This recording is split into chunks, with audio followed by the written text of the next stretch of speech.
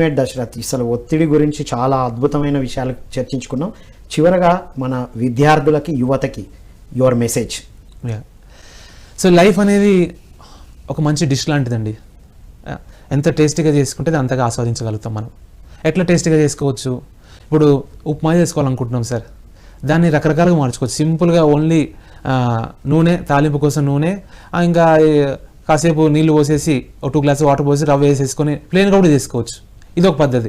రెండవది, లేదు ఆయిల్ వేసాక తర్వాత ఆనియన్ వేయడం, టమాటో వేయడం, జీడిపప్పు వేయడం, పల్లీలు వేయడం, ఇంకా రకరకాలు వేయడం, తర్వాత రవ్వని కాస్త ముందే నెయ్యిలో కాసేపు వేయించుకొని దాంట్లో యాడ్ చేసుకోవడం. సో మొదట చేసిన ఉప్మా టేస్ట్ ఉంటుందా, సెకండ్ చేసిన ఉప్మా టేస్ట్ ఉంటుందా అని మీరే ఆలోచించుకోవాలి. నేనైతే 2 రకమైన ఉప్మాకే ఓటేస్తాను, ప్రిఫర్ చేస్తాను.